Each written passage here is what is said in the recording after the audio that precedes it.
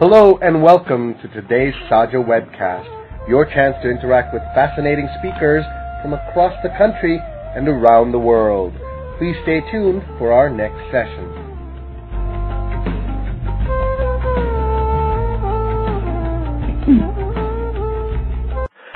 It's now Monday, January 5th, 2009, noon as Eastern Time in New York, and 11 p.m. Dhaka time. Today we're going to be talking about the historic Bangladesh elections which took place on December 29th.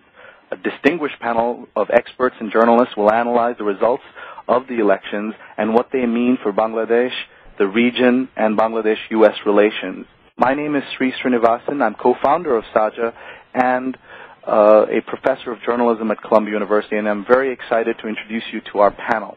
So let's go right to it, and let me tell you about each of our speakers who knows a lot about the subject at hand. Syeed Ahamed is a senior research associate at the Center for Policy Dialogue in Bangladesh. He's currently on sabbatical working at the University of Melbourne in Australia. Hi, Syeed. Hi. Syeed is, in fact, in Bangladesh to follow the elections, but he lives in Melbourne. And our next speaker is Steve Herman, South Asia Bureau Chief for Voice of America, who covered the elections in Bangladesh. We also have with us Sara, Hossain, a lawyer in the Supreme Court of Bangladesh practicing in the areas of public interest and human rights law. We also have with us Sheridan Prasso, an Asia Society Associate Fellow and very well-known journalist who covers various parts of Asia and has just returned from a trip to Bangladesh. We're also joined by Professor Ali Riaz, Chair in the Department of Government and Politics at Illinois State University, was there. One person who wasn't in Bangladesh, I believe, is our next speaker, Asif Saleh, who has recently retired at a very young age from his post as Vice President at Goldman Sachs in London to be the full-time Executive Director of Drishtipat. But let's start with Syeed and have him tell us a little bit about his thoughts, and then we'll get to the questions. Hi, Syeed, please. Thanks, Ray. Well, as you know, the Awami League has actually won the national election 2008 by a stunning landslide, for the many solid reasons, including some indefensible, faults of its opponents. But mostly, these are the major, there is a rejection of the extreme right in this election. So, if we actually look at the data in this election, so you see balance of center left and center right is always good for democracy. The extreme left, for instance, Sarbohara, that has been long gone from Bangladesh political landscape. And this time, people have actually rejected the extreme right, that is the religious fundamentalist. So this is the opportunity for actually BNP to restore its center right wing by assembling its moderate leaders. And if BNP can actually do it, I think there is light at the end of the tunnel for Bangladesh democracy. That's all for now. All right. Well, that's short and to the point. Syeed, you must have been a journalist in a previous life. Last speaker is Professor Ali Riaz. Point that I want to mention. Of course, we are talking about the defeat of the Islamists, particularly Jamaat Islami. Yes, of course, their prominent leaders have been defeated. But I want to go beyond that, because when I look at the number of votes they have received, it's about 4% that they have received, which is not exactly very insignificant compared to their last performance in 2001. They had about 4.65 or something of the popular vote share. They haven't lost that one. So I would say it's no time to be complacent, and particularly anyone who is concerned about the rise of Islamists within Bangladesh. That's why I would say that we need to look very closely into these kind of issues before we actually, start having a celebration or something of that sort.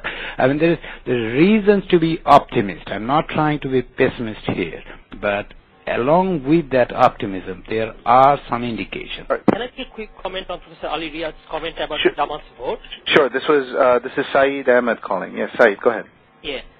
So actually, when we see at the gross level that Jamaat's vote has actually increased a little bit, or did it actually decrease, we have actually misconception, because Jamaat this time actually has, they fielded like their candidates in 9 more electoral seats first. So their number of votes, the average number of votes per constituency has actually decreased. And the second thing is, in those electorate, actually BNP also actually, didn't put their candidates. So it's actually most of them are actually BNP votes, not Jamaat's vote. But if you look at the figure, there are 25 seats where Jamaat Islami fought both in 2001 and 2008, and in most of those seats, Jamaat Islami actually lost their ground in both in absolute number and in voting share. Especially, there are a couple of seats where actually a redistribution, there is a redistricting, in some constituencies this time. So there are some seats where that constituency became kind of bigger, compared to 2001, where actually the absolute number of voters also increased. That's why, in a couple of seats, Jamaat's vote actually shows some increase. But actually, Jamaat's vote didn't actually increase if we see the statistics, on that way. Let me go now to Syeed Ahamed and ask him a question that that comes from, and then trying to understand the importance of what this is, and then we've got to move on. But someone has described this as a second liberation of Bangladesh, comparing it to obviously the first liberation and the birth of Bangladesh itself. Is that too much of an exaggeration? Is there a chance that we can get caught up in the hype around this and say this is such a historic thing when it may not be, looking back years from now, as important as it seems? Well, can you speak up also, please, Syeed? Yes. If we look back, the 6-point demand that actually led us to the independence or in 1971, basically they all were actually related to reducing economic inequality. Now, after the independence of Bangladesh, we have actually seen that the increasing level of inequality in the country.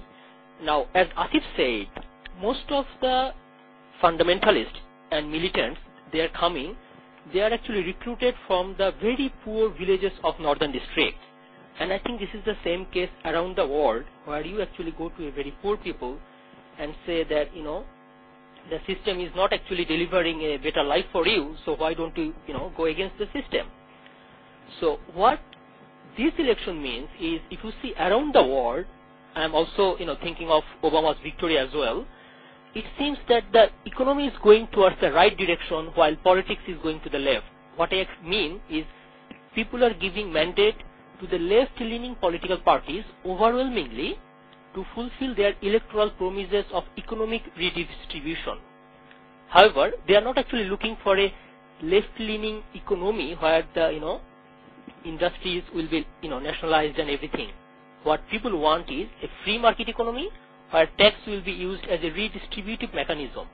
And this is only possible if you elect a left-leaning party to run a, right-leaning economy. So from the economic perspective, definitely I believe this is the second, we have the same spirit that we had in 1971.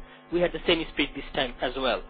And also on the, fundamentalism and other issues, just to, add on to Sara's point, I think, with due credit to the Sectors Commanders Forum, we should also thank late Ms. Jahanara Imam, who actually organized a nationwide campaign against these war criminals in early 1990s and involved the young generations. Actually, that young generation has become voters this time, and they actually, comprise like almost 30 to 33%, of the whole voter population.